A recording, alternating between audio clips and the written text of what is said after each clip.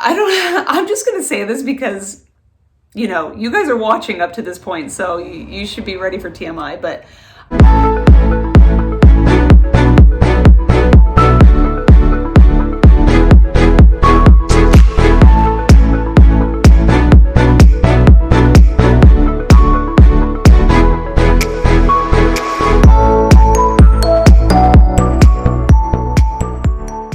hey everybody, welcome back to my channel. Today is Saturday, February 5th, which means I'm 27 weeks and 3 days pregnant today. It's just crazy.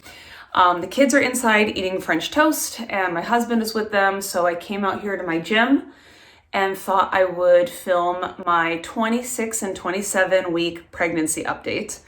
Yesterday was February 4th. My due date is May 4th. So yesterday was actually my first day of the third trimester. Still blows my mind. I cannot believe I'm in the third trimester now. But we are officially 3 months out from due date and it's so exciting. I have to say, at this moment, this is probably the happiest and most excited I have been so far because it just feels like so real. It feels like there's just this little bit of time left to enjoy before baby comes. It's not this enormous amount of time where you're still counting down the weeks and the months and waiting for the first appointments and everything. But it's also not like labor is imminent. So I'm really just trying to live in the moment and savor this time because it's gonna go so fast. My last video, we talked about a bunch of things that were going on. I was just coming down with COVID for the third time, which is also wild to say. I filmed that video coming home from labor and delivery because I was coming off the heels of 4 whole days of dramatically reduced fetal movement. And so there was just a little bit of drama going on that I talked about in my last video. So I thought I would close the gap on that video and just go over how COVID went for me in pregnancy this time. So at the time of filming that video, I was still more or less completely asymptomatic. I thought it was going to be my time to shine. I thought I was going to have the easy, mild COVID experience this time as compared to the other 2 times when we had it and I was sicker than I've ever been in my whole life.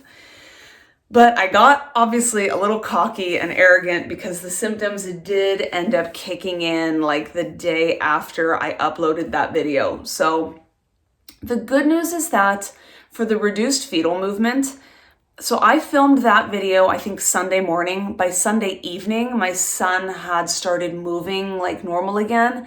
And now it's been 2 weeks and he's moving normally and he has moved normally ever since. So I don't know really what happened in that time, but it is what it is. But in terms of COVID, so on Monday, the day after I filmed my last update, I woke up feeling fine. And then half hour later, I realized I had that sense in me that I was coming down with something. And on Tuesday, that's when I got hit by a brick wall, just really crazy sinus, head cold, brain fog, out of body feelings, bad sore throat, heavy fatigue.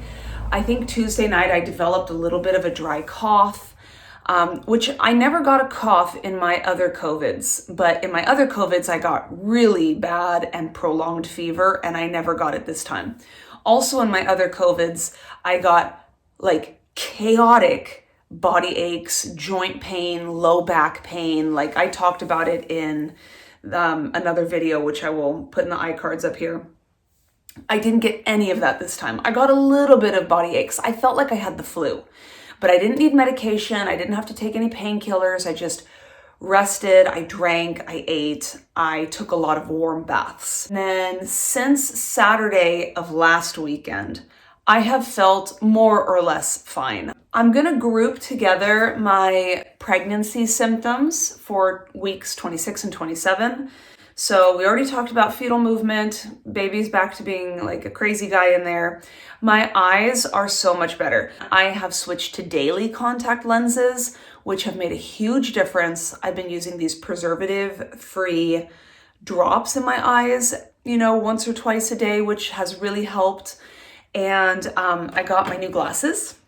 My prescription got updated. I have been absolutely famished. The hunger started to come in like right when I turned 26 weeks. Like I just was just starving, you guys, out of my mind, starving.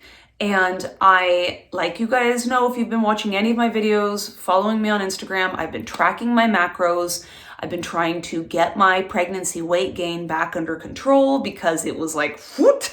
So I was able to maintain my weight from January 1st all the way until like I turned 26 weeks pregnant, which was like right at the end of January. I maintained to the gram my weight, 73.2 kilo the whole time. Thank you, God. I needed to put the brakes on for at least a little bit. However, and I'm still 100% tracking my macros. I did it through COVID. I actually love the foods I'm eating right now. I feel great. I feel energized and strong and everything. I've reached one of those first points in my pregnancy since tracking where I can tell my baby's growing and my body is changing. And like if you've been pregnant before, if you know that there are those days or weeks where you are indescribably starving. I had a few days where by the end of the day, I had reached my macro limit and I'm like, I'm starving. I'm not gonna go to bed hungry. I'm not here to lose weight.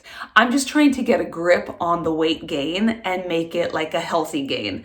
And if my body and my baby are telling me they're hungry, I'm gonna feed it. So I just sat down and made like a whole entire extra meal before bed of all of the foods that I've been eating, like high protein cottage cheese and some hard boiled eggs and like, what else? Like a bowl of chickpeas and avocado diced up and, just like the foods I have at hand because it's what I'm feeding myself at the moment. I just made a whole extra meal.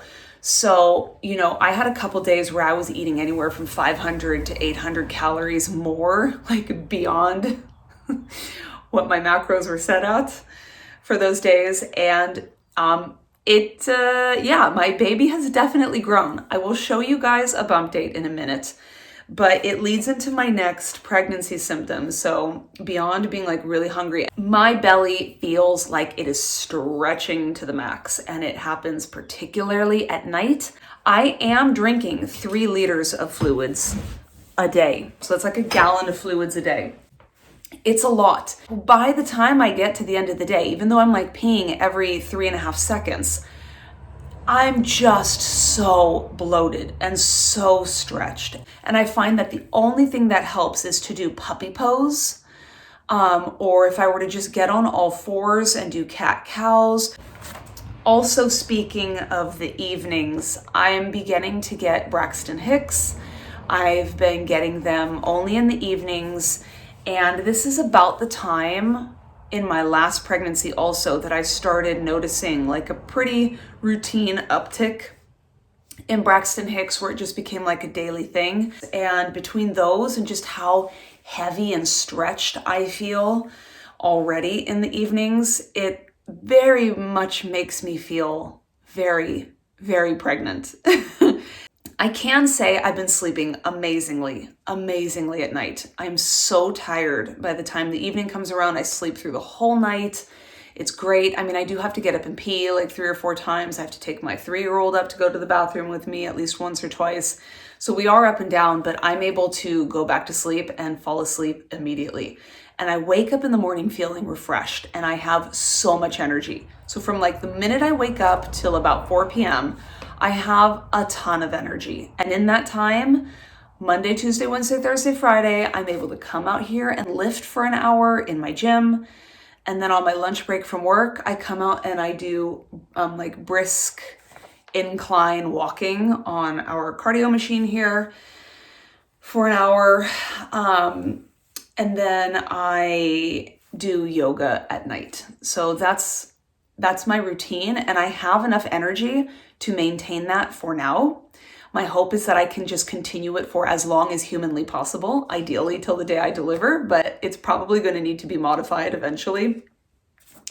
But the energy is there, the sleep is there, and the sleep is really good.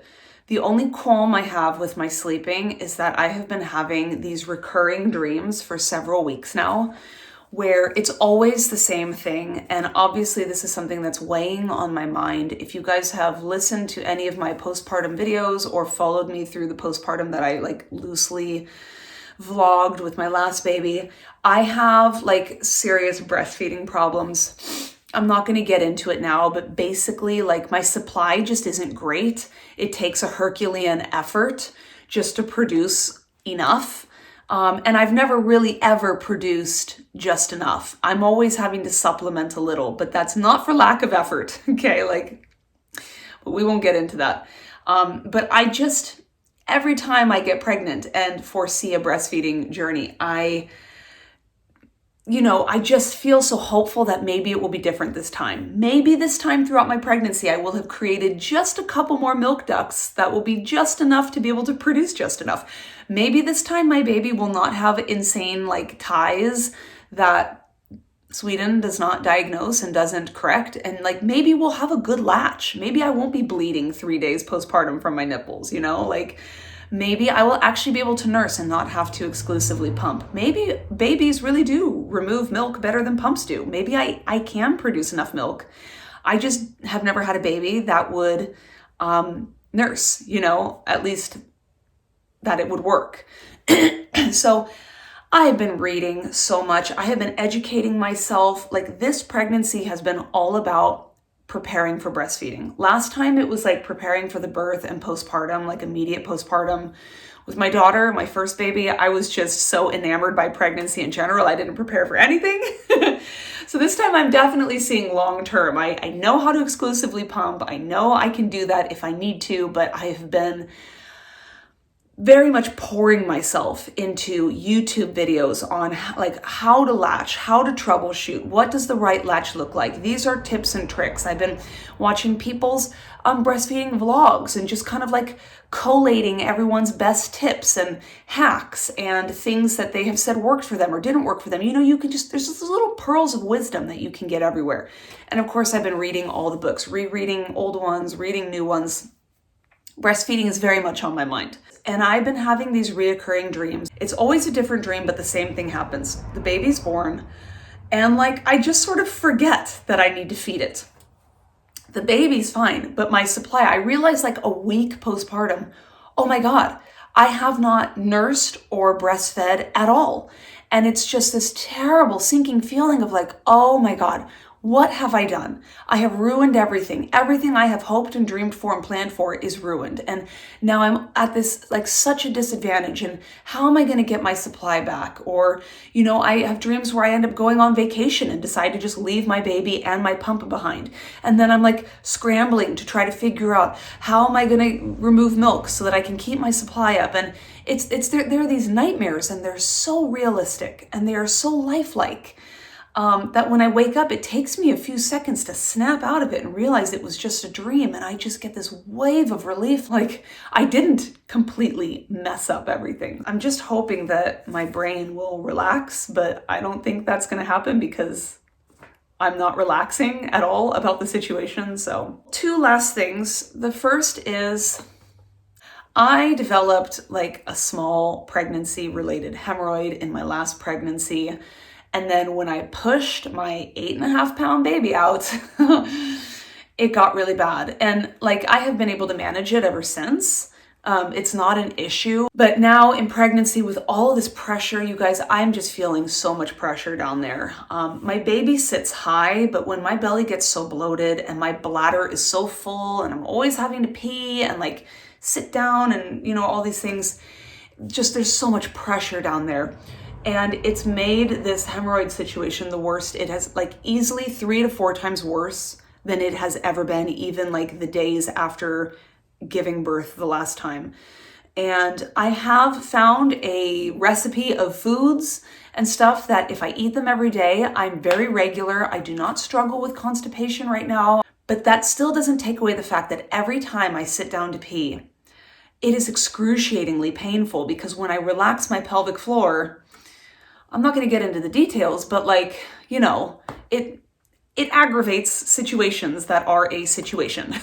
So that's like one issue, is the hemorrhoid. The other issue is just the simple fact that my pelvic floor, the actual muscles of my pelvic floor, get very sore, it seems to be, at this time in pregnancy, because I wrote about it on Instagram in my last pregnancy for my 27-week update, ironically, that when I pee, the act of like relaxing the muscles and then like, stopping peeing, just the whole thing is so sore.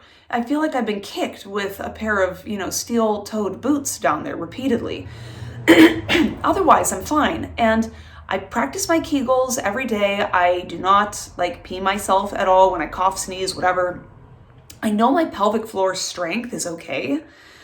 And I don't feel like I'm clenching it all throughout the day to make it sore and tired. I just think everything is so fatigued under there. So that is like my big, chief, main pregnancy complaint right now, is that pain. Thankfully, it's only in that isolated time throughout the day that I have an issue, and I do have a workaround that works great. So it doesn't like infringe on my regular life or impede me from doing anything. I'm still able to like squat and work out just fine without any pain.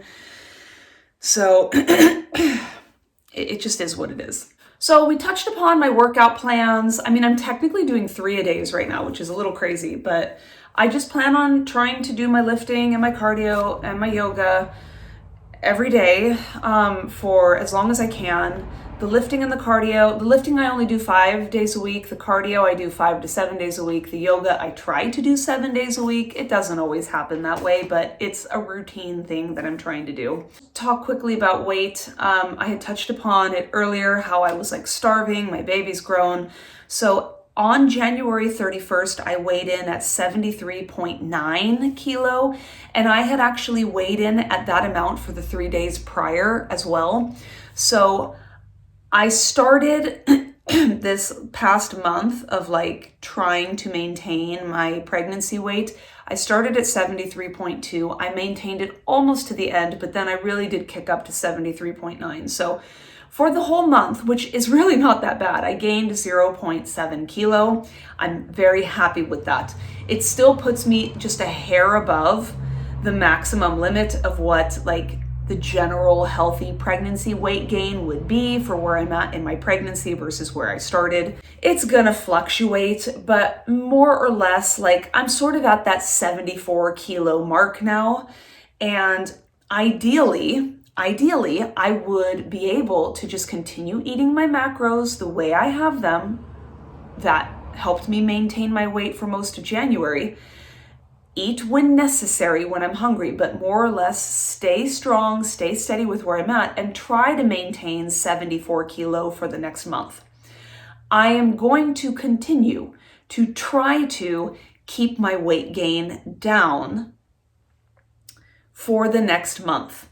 But I recognize that maintaining a single number for a whole nother month is not going to happen, because not only is my baby growing, but my blood volume is still developing. My placenta is still growing. My uterus is growing. I'm gaining more fluid in my belly and in my body. Like, some of these things aren't even real weight. They're just things that are being retained. My goal now is to just stick with my macros and listen to my body. So continue to make the best food decisions as possible. Make those calories count.